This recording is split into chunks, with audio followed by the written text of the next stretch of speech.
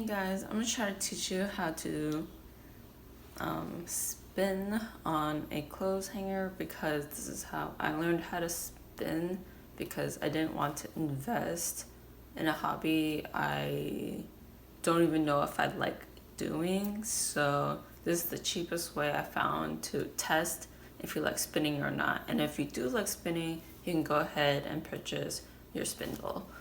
But first, you still need to purchase fiber. But if you have something like this on hand, which is like a bulky pencil roving, but this was slightly spun or lightly spun roving from We Are Knitters. If you have that, you can start spinning with it, or you can also purchase pencil roving, but like in acrylic at your local yarn store. I think they have it at Joann's and Michael's, so that's also another cheap option.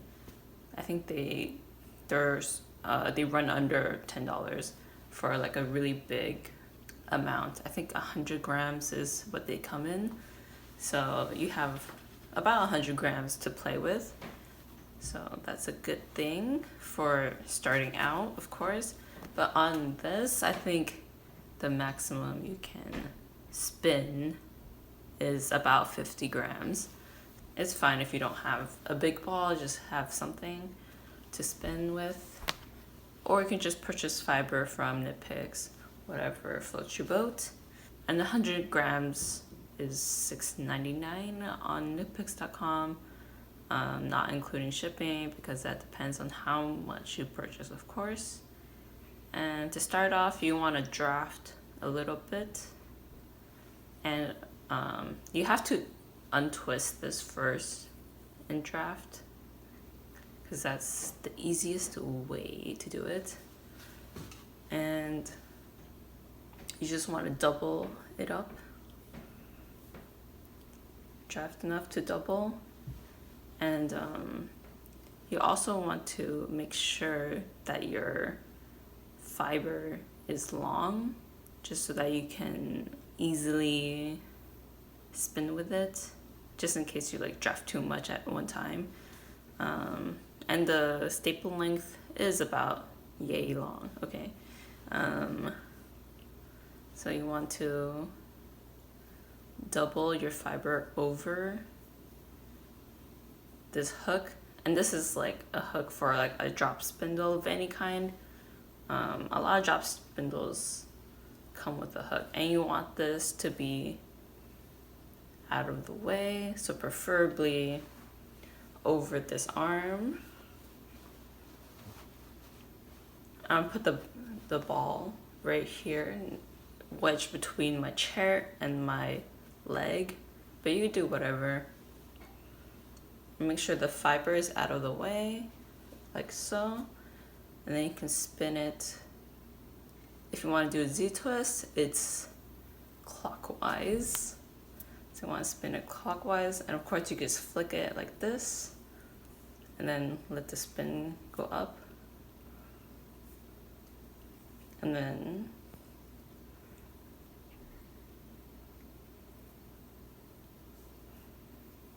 draft a little more, and see, you have to spin enough so that it doesn't untwist like that, because then it won't hold. So that's where you're gonna have your first problem.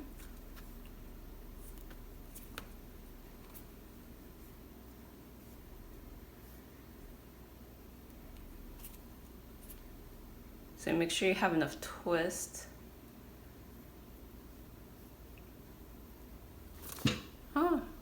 I think it's gonna take a while for me to get the hang of this again, just because it's been so long since I've done it. And then after you get enough twist, you can push it down here. After you get enough yarn, you want to go around. It doesn't matter which way around you go, but you just want to go around, and then you want to put it on clockwise on this hook, which is clockwise. I always gotta think about it. Okay, and then once you have it clockwise, you can continue spinning.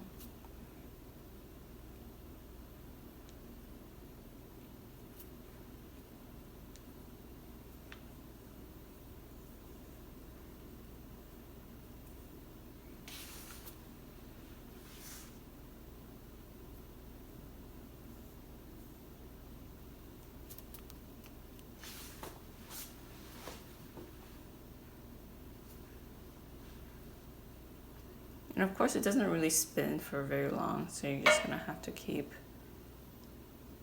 at it.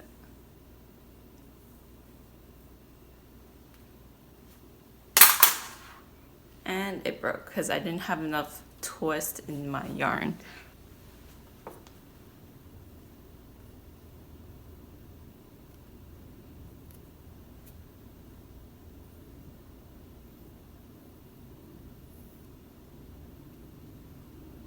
Once you have enough, you can wind it on, preferably clockwise, or the way you're spinning it. If you're spinning clockwise, then you wrap it on clockwise, just so that you know which way to spin. And then keep spinning. Yeah, I think I'm out of practice already on spinning it, but I did spin a lot, and I applied on this too, which is horrible, like feels bad. It's not the greatest, of course, because it's not a spindle, but you can do it.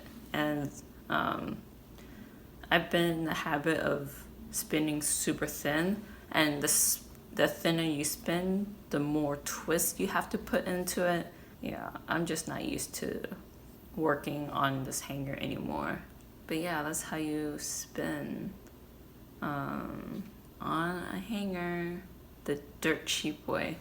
But yeah, once you get started on this and you do enjoy spinning, get a spindle, I guess. But if you are really frustrated with this way of spinning, then I don't know what to tell you.